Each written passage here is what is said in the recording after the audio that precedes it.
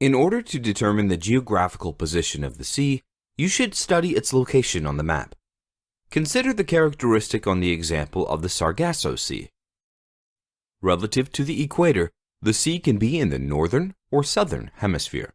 Relative to the equator, the Sargasso Sea is located in the northern hemisphere. Relative to the prime meridian, the sea can be in the eastern or western hemisphere. The Sargasso Sea is located to the west of the prime meridian, which means it is in the western hemisphere. Let's remember that there are only 4 oceans on Earth: Pacific, Atlantic, Indian, and Arctic. You should attentively or mindfully study the geographical map and establish which particular ocean this or that sea belongs to. On the map, we see that the Sargasso Sea belongs to the Atlantic Ocean basin. When studying the geographical position of the sea, one should take into account the shores of which continents it washes. Let's analyze the map. We see that the mainland of North America is located near the Sargasso Sea. We know that the seas are different. Some of them are located within the mainland or go deep into the land and have a narrow connection with the ocean. Such seas are called inland. Examples of such are black, white, yellow, red, and others. The seas located near the continents on shallows and slopes do not protrude into the land, are characterized by a wide connection with the ocean, and are separated from the ocean by a chain of islands. They are called marginal seas. Examples of such are the Arabian, Philippine, Barents, and a number of others. The Sargasso Sea is marginal, as it has a wide connection with the ocean and is located near North America.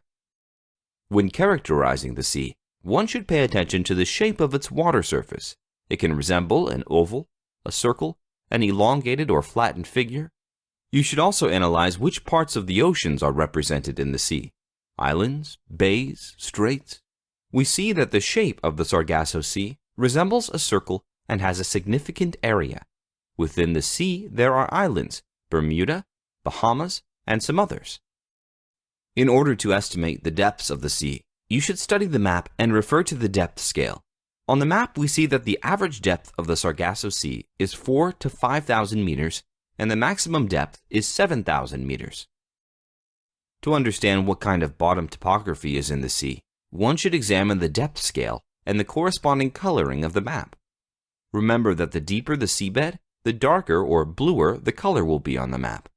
Having examined the map, we see that the Sargasso Sea is partially located on the continental shelf, and in its southeastern part there is the North American basin.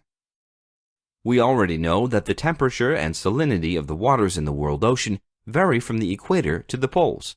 Let's analyze the map. We see that the Sargasso Sea is characterized by an average temperature of plus 25 degrees Celsius, and the salinity of the water is about 37 ppm. This is due to the location of the sea mainly in tropical latitudes. In order to characterize the movement of water in the sea, the presence of currents should be investigated. We see that in the Sargasso Sea there are powerful and medium warm currents: the Gulf Stream, the North Equatorial Current, and the Antilles Current. In order to know marine life, you need to explore the pages of the textbook, atlas, and the internet. Take an interest in what animals live on the coasts and depths of the sea and representatives of the plant world. In the Sargasso Sea, floating brown algae are common, sargassum. For this reason, the sea got its name. Among animals, there are mackerel, flying fish, ordinary needles, crabs, sea turtles, and others. Which wealth is in the sea? Mackerel, shrimps, and pearls are caught in the Sargasso Sea. Extract titanium ore, oil, and gas. Seaports are located on the coast of the sea, and the main sea routes pass through the sea itself.